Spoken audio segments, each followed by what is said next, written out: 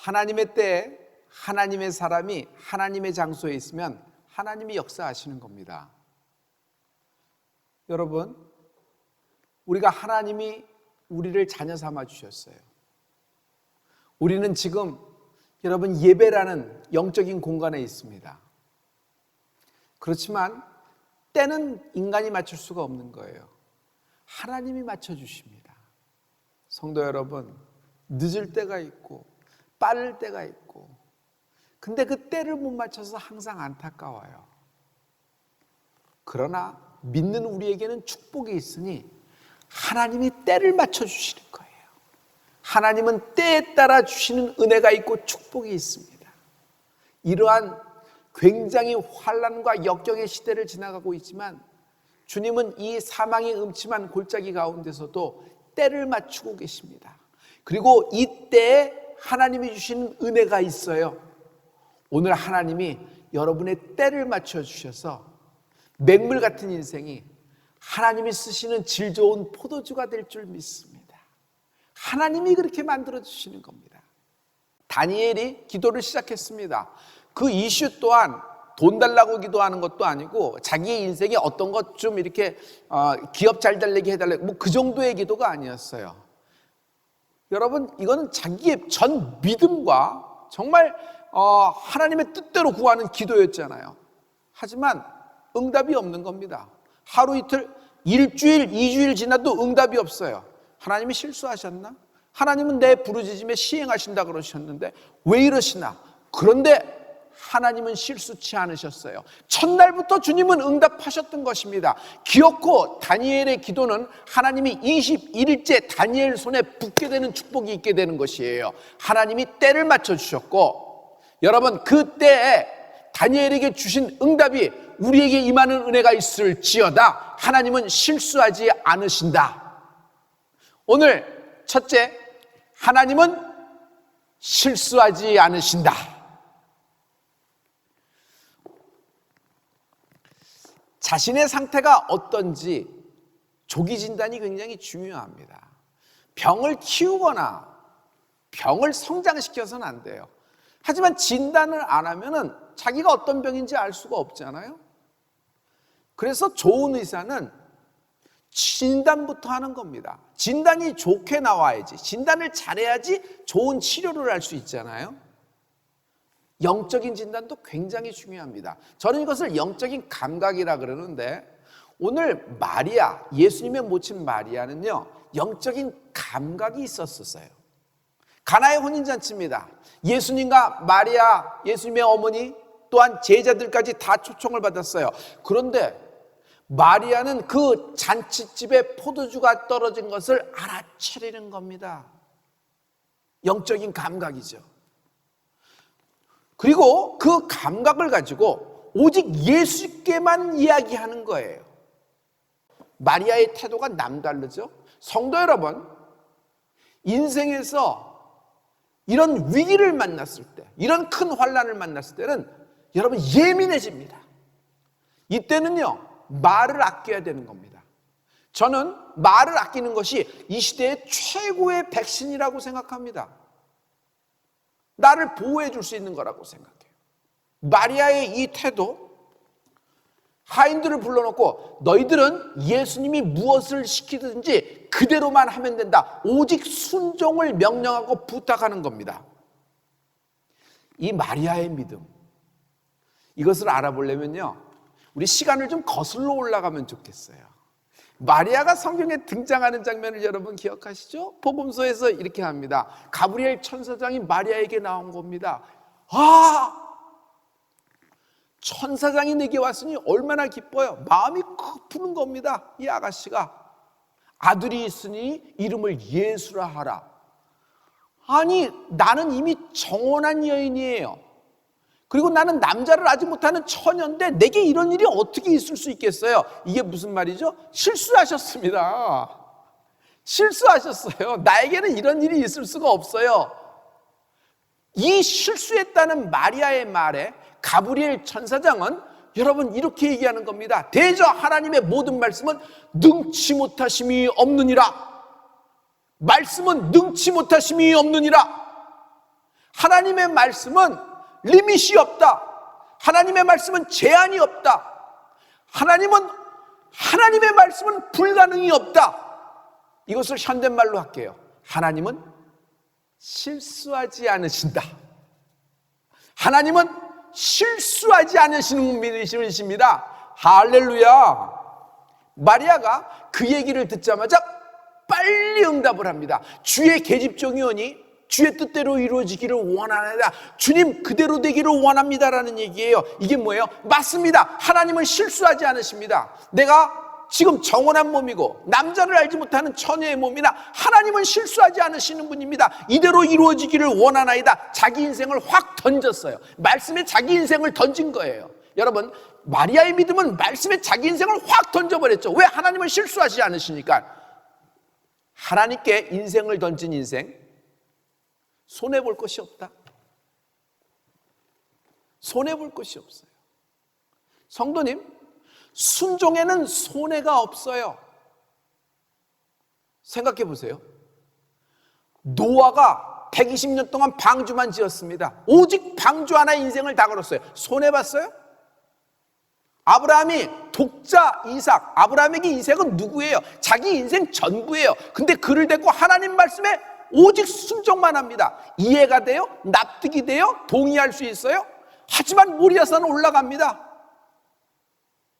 아브라함이 손해봤어요?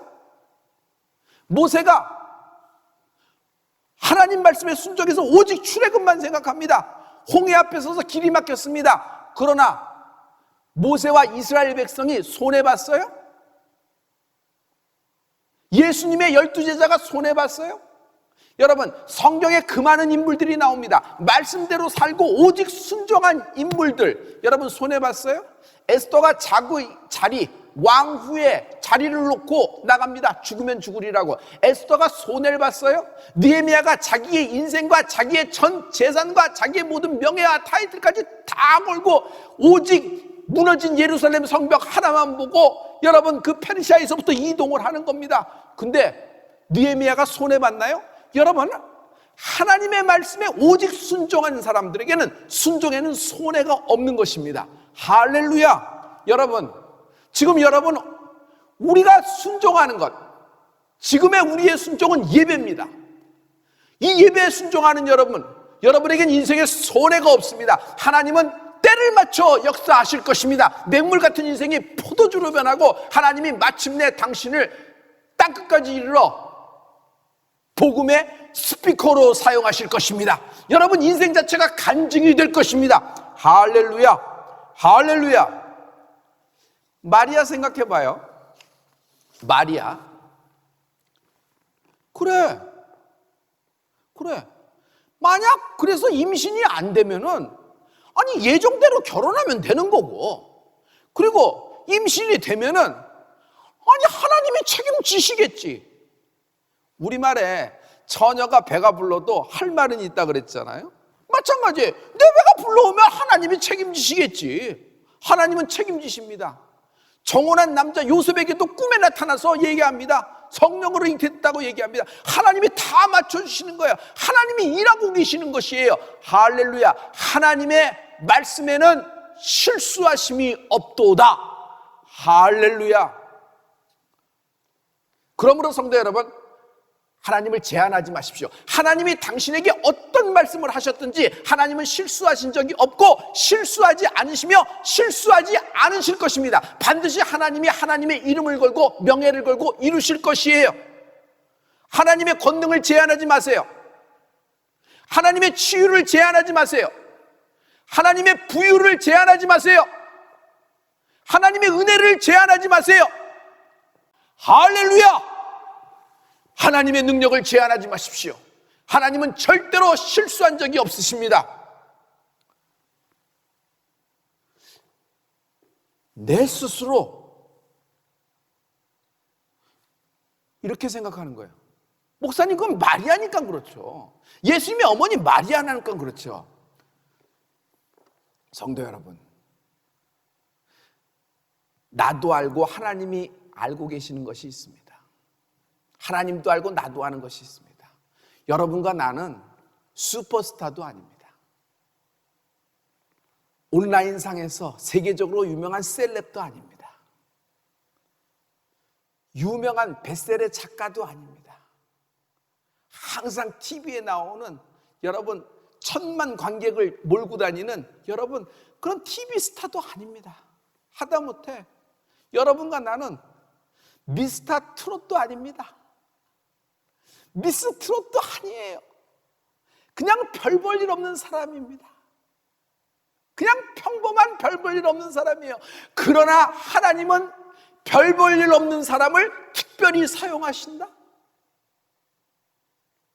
나같이 시시한 인생을 하나님이 다시 빚으셔서 하나님은 특별하게 사용하게 될 줄 믿습니다. 할렐루야. 나 같은 죄인인데요, 나 같은 사람인데요, 나는 심히 하나님 보시기에 추한데요, 사람들도 알고 나도 알고 나는 내 스스로가 그런데요. 성도 여러분, 하나님의 나라는 언제나 당신을 환영합니다. 누구나 환영합니다. 아무 때든지 환영합니다. 여러분을 두 팔 벌려 맞으시는 하나님을 보십시오. 하나님은 당신의 인생을 환영합니다. 할렐루야. 오늘 당신의 인생을 정말 맹물 같은 물 먹은 인생을 가장 질 좋은 포도주, 하나님이 빚으신 그 포도주로 하여 혼인잔치에 사용되는 인생, 즉 마지막 때의 복음의 스피커로 당신을 사용할 것을 기대하십시오. 할렐루야. 할렐루야. 하나님은 절대 실수하지 않으십니다.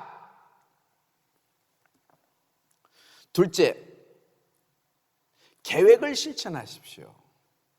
인생의 모든 사람들은 한결같이 성공하기를 원하고 승리하기를 원합니다.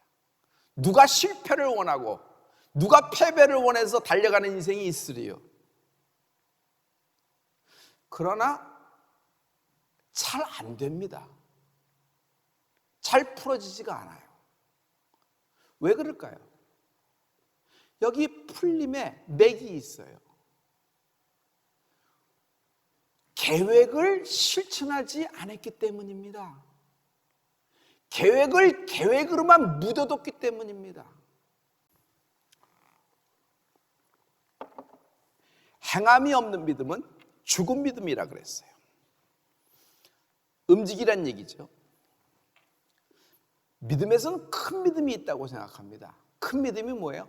자기를 움직일 수 있는 믿음이 큰 믿음인 것입니다.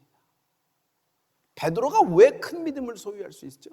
베드로는요, 주님이 오라고 하는 말씀에 자기 자신을 물속에 던져버린 거예요. 오라! 그랬는데 베드로가 옆에 있는 어떤 마태를 물에 집어던진 거 아니에요. 네가 먼저 걸어가봐. 그리고 뒤따라갈게. 자기가 먼저 걸은 거예요. 자기가 먼저 물속에 집어넣은 거예요. 베드로는요, 성령을 받고 성전에 올라가다 미문에 앉은 자에게 나사렛 예수의 이름을 명한다. 은과 금은 없으나 내게 있는 것으로 주노니 곧 나사렛 예수의 이름으로 일어나 걸으라. 요한, 네가 먼저 해봐. 너 해보고 되면 나도 할게. 그런 게 아니에요. 옆에 있는 요한부터 찌르는 게 아니에요. 자기가 먼저 하는 거예요. 자기를 움직일 수 있는 믿음이에요. 믿음은요, 자기를 움직일 수 있는 것이 믿음입니다. 대개 자기는 안 움직이고 남을 움직이려고 그래요. 여러분, 태산을 움직이려고 하지 말고 먼저 자기 자신을 움직여 보여요. 대한민국을 움직이려고 그러지 말고 나 자신을 먼저 움직여야 하는 것이 믿음입니다. 남을 움직이려고 그래요. 남을 조종하려고 그래요. 그러니까 항상 말만 하고 손가락만 갖고 왔다 갔다 하는 것입니다. 자기를 움직이지 않는 것이에요. 우리가 모든 것이 다 있어도 하나님께 드릴 수 있는 것이 있어야죠. 여러분, 우리가 이렇게 헌신하는 겁니다. 이렇게 온라인 예배에서 우리가 지금 나가는 겁니다. 하나님은 이 순종을 크게 보시는 줄 믿습니다. 할렐루야. 오늘 물이 포도주가 됐습니다. 여러분, water to wine, 하얀색이 시간이 지나 보니까 점점 빨간색이 되는 것이 아니에요. 겉절이가 오래 있다 보니까 묵혀서 신김치가 되었다, 이런 것이 아니에요. 우리 가족 중에 한 분은, 여러분, 우리 이모부는 신장을 이식하셨습니다. 신장을 추석하다가 더 이상 할 수 없어서 이제 정말 하늘나라 가는구나 하는 순간에 우리 그 이모부 목사님을 하나님이 신장을 이식할 수 있도록 정말 기적적으로 역사를 했어요. 자, 여기서 보세요. 신장이 고장이 났습니다. 망가졌어요. 기능을 완전히 상실했습니다. 그러니까 투석까지 했죠. 그런데 그 신장이 좋아졌다는 것이 아니라 신장을 바꿔치기 된 거예요. 건강한 신장으로 다시 이식을 한 거예요. 여러분, 물이 포도주가 됐다는 것은 성질의 변화가 됐다는 것이 아니라, 색깔의 변화가 됐다는 것이 아니라 하나님이 바꿔치기 하신 것이에요. 우리의 죄, 나의 악을 하나님이 구원으로 바꿔치기 해주신 것이에요. 나의 질병을 하나님이 완치로 바꿔치기 해주신 것이에요. 성도 여러분, 이 믿음이 있을지어다. 나의 가난함을 보시고 하나님은 부유로 바꿔치기 해주신 것이에요. 나의 답답함과 불안함과 우울함을 주님 보시고 기쁨으로 바꿔주게 하신 거예요. 주의 기쁨이 충만할지어다. 항아리에 물을 아구까지 채우니까 그것이 질 좋은 포도주가 아구까지 찼잖아요. 여러분, 이 기쁨이 충만할지어다. 마음에 막 그냥 불안하고 무섭고 포기하고 싶은 마음이 있습니다. 근데 하나님은 이것을 평강으로 바꿔치게 해주신 것이에요. 할렐루야.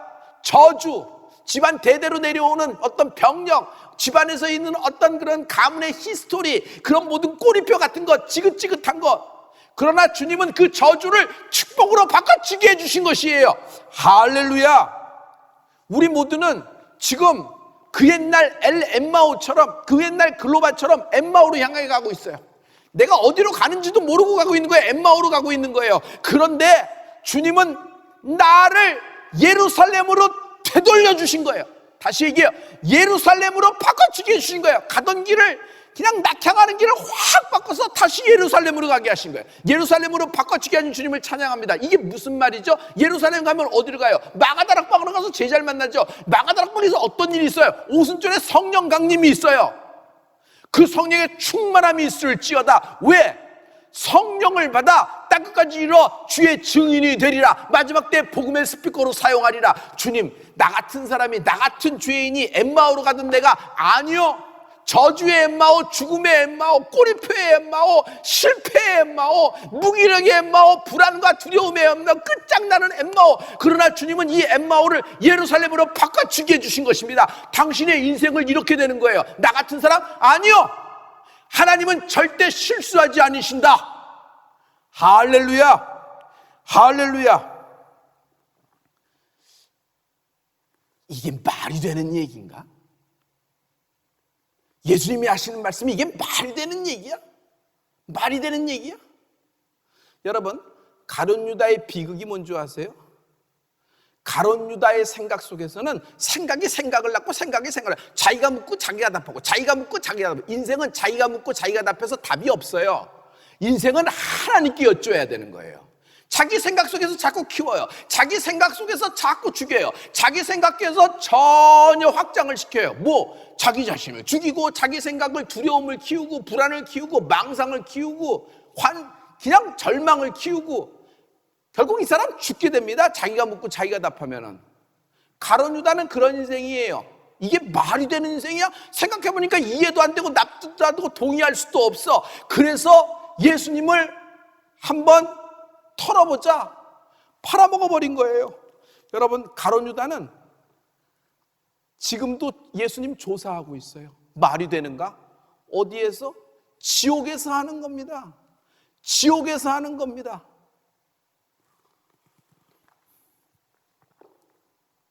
우리의 모든 것, 하나님이 오늘 계획을 착수하라 그랬죠. 여러분, 자기를 움직이는 믿음이 있을지어다. 오늘 우리의 모든 계획은 회개입니다. 회개를 착수하십시오. 시작하십시오. 오늘 회개하십시오. 하나님은 우리의 회개에 감동하십니다. 다윗이 성전을 짓겠다는 마음, 다윗이 골리앗을 죽였기 때문에 하나님이 감동하신 것이 아니에요. 하나님이 다윗을 감동하고 마음이 아픈 종이라고 말씀하신 것은 다윗이 회개를 했기 때문에, 회개하는 심령, 주여 내게서 성령을 소멸치 말아 주시옵소서.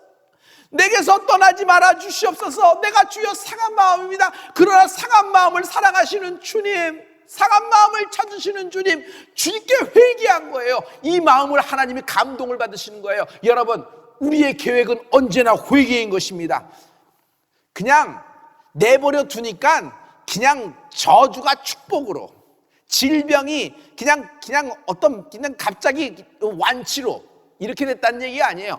거기에는 반드시 우리의 할 바가 있는데 그것이 회개라는 거예요. 그 회개를 통해서 하나님이 역사하는 것이에요. 여러분, 그래서 인생은 회개라는 스펙트럼을 통해서 봐야 돼요. 그러면 내가 무엇을 해야 되는지 알 수 있어요. 지금 이 가나의 혼인잔치의 기적은요, 요한복음에 7번 나오는 기적 중에 첫 번째 기적이에요. 그 많은 예수님의 기적 중에 요한은 요한복음에 7개의 기적만 적었거든요. 근데 그 첫 번째가 가나의 혼인잔치예요. 근데 제가 일견 어렸을 때 생각하기에 이거 좀 첫 번째 기적치고는, 왜? 뭐 죽은 자가 살아난 것도 아니잖아요. 소경이 눈 뜬 것도 아니고 어떤 드라마틱한 것이 없어요. 아니, 부잣집의 잔치에 그것도 마지막에 포도주가 좀 떨어졌는데 다시 포도주가 됐다는 기적인데 이것이 무슨,